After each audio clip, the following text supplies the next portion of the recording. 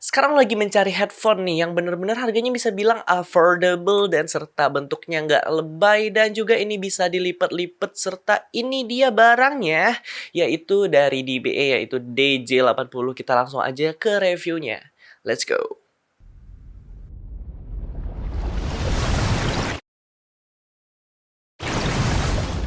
Yo internet, welcome to MCBW Tech with Mirin. Kali ini kita bakal mereview ini yaitu headphone dari DBE yaitu DJ80. Serta gue disclaimer dulu, gue ini udah menggunakan ini headphone berada di sekitar 5 hampir seminggu sih sebetulnya 5 hari ya. Dan juga pastinya gue udah menggunakan ini secara jangka waktu yang cukup panjang. Serta gue udah cobain di beberapa platform seperti di VR juga, di PC dan di handphone pastinya. So langsung aja kita ke reviewnya seperti apa?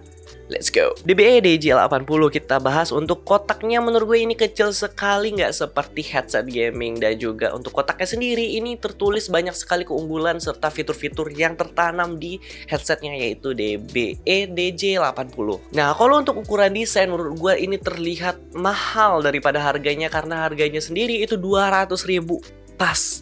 Wow, itu murah banget sih by the way. Dan juga desain ini menurut gue simple banget, kalem banget seperti headphone pada umumnya, nggak seperti headset gaming. Walaupun ini ada mic-nya dan juga bisa dicopot pastinya itu di bagian mic. Dan di atas ada branding DBE Acoustic dan di sebelah kiri dan ada kanan juga itu ada logo DBE-nya. Jadi menurut gue ini untuk desainnya oke banget dan cakep banget. Terlihat premium, terlihat mahal dibandingkan harganya. Dan di isi boxnya sendiri kita bakal mendapatkan headphone, mic, serta garansinya. Tapi kita belum dapetin nih yaitu yang namanya splitter untuk kita menggunakannya ini di platform PC. Jadi kalau gua sih sudah punya ya splitter untuk ke PC, jadi gua aman banget buat review kali ini. Tapi kalau lu pengen gunain ini di PC, jadi lu harus spare uang lagi ya sekitar puluhan ribu buat dapetin splitter dan menikmati headphone yang satu ini. Kalau untuk build quality-nya, memang kalau untuk desainnya terlihat premium, terlihat keren. Tapi kalau untuk build quality-nya menurut gua cenderung kurang sih. Tapi kalau untuk harganya ini headphone menurut gua oke banget. Tapi kalau misalnya lo pengen tahu nih ya seperti apa nih,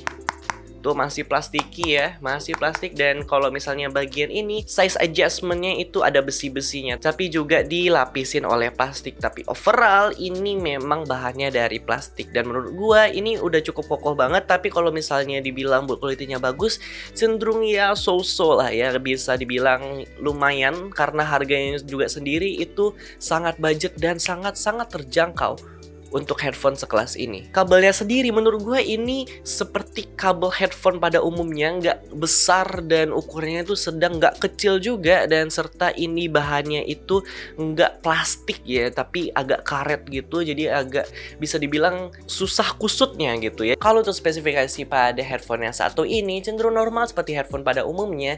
Headphone drivernya itu berukuran 40 mm, impedance-nya 32 ohm, frekuensi responsnya itu berada 20 sampai 20.000 Hz dan rating powernya 30 mW, sensitivity-nya 110 dB. Terus ini type-nya atau plug-nya itu 3.5 mm, pakai jack audio, nggak pakai USB. Exactly, karena ini memudahkan dan juga memang ini headphone pastinya, bukan headset gaming. Untuk ukuran headphone budget ini earpad-nya bagus banget. Gue jujur suka banget ini ya, bener-bener gimana ya, bukan hanya kelembutannya secara leathernya ini, serta juga ini ya si busanya itu bagus banget, cakep banget. Jadi ini bener-bener bisa dibilang earpads-nya ini bagus banget untuk harga segini. Walaupun gue bilang sebelumnya ya itu di bagian buku kurang, tapi ini yang terletak di bagian earpadnya ini enak banget, empuk banget ya deh ya. Aduh ya ampun, ini kayak burger men ya.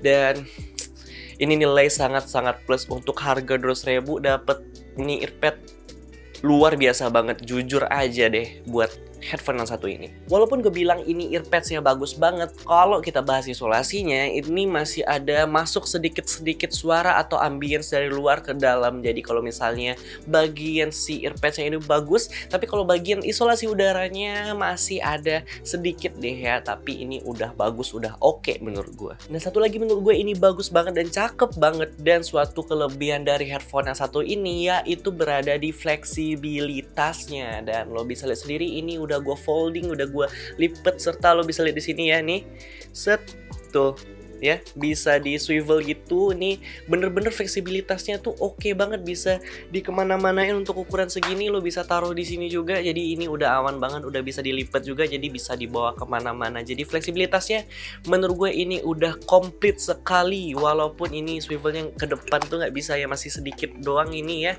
tapi ini udah oke banget. Untuk harganya lo bisa melipat, bisa membelok-belokkan. Ini cakep banget untuk fleksibilitasnya. Nah, bagian size adjustmentnya ini, bagian bar levelnya ini menurut gue ini keras, jadi oke banget, cakep banget. Karena ada beberapa headset atau headphone yang bar levelnya itu lunak gitu ya. Jadi kadang-kadang kita kehilangan size-nya kita gitu. Kita mesti mengukur lagi seperti apa cocok atau pas di telinga kita. Tapi ini itu cenderung keras, jadi oke banget untuk size adjustmentnya. Kita langsung aja nyobain kualitas mic dari DBE DJ80 ini, langsung aja kita tes. Let's go.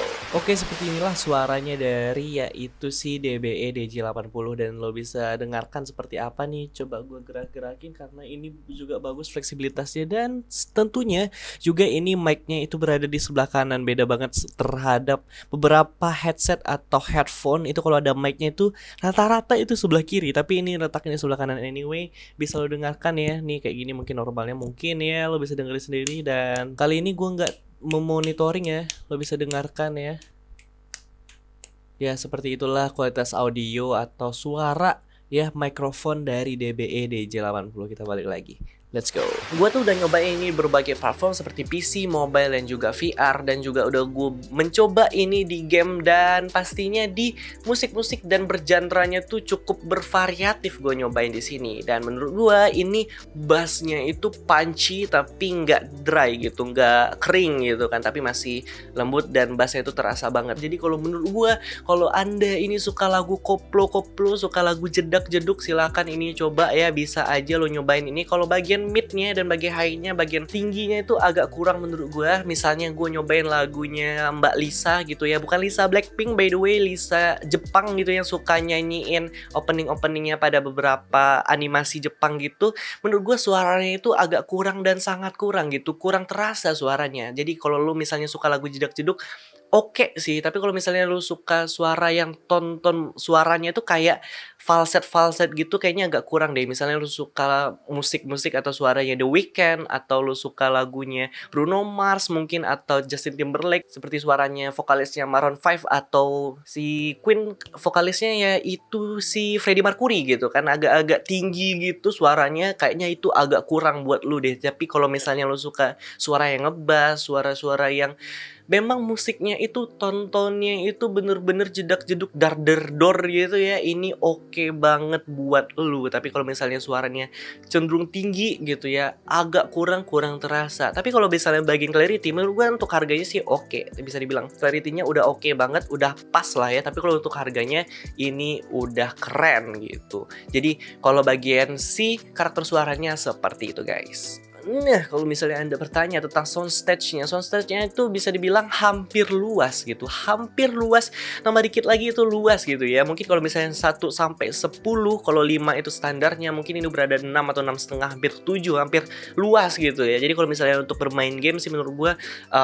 bisa dibilang oke sih, tapi nggak terlalu oke kalau misalnya lo bermain misalnya seperti PUBG yang bener-bener jaraknya itu sampai ratusan meter gitu ya. Lo membutuhkan ini jaraknya seberapa nih, stepnya tuh berapa puluh meter dari lu nih gitu ya. Tapi kalau lu misalnya bermain game yang bener-bener luas banget, lu membutuhkan gitu ya si suaranya, menurut gua ini kurang gitu. Seperti itulah untuk sound stagingnya. Jadi untuk kesimpulan menurut gua harganya nih oke banget gitu. Jadi lo bisa lihat mungkin rewind ke belakang apa aja hal yang harus lo ketahui dulu ya, seperti misalnya size-nya, seperti misalnya karakter suaranya, karena karakter suaranya ini bener-bener spesifik banget. So menurut gua oke banget kalau lu tahu, supaya lu pengennya nih gua tuh lu nggak salah beli untuk headphone yang satu ini. Jadi udah dulu ya untuk kesimpulannya. Thanks for watching this video until the end, dan jangan lupa subscribe in this channel. Jadi see ya guys, dadah. Respect. Mantap.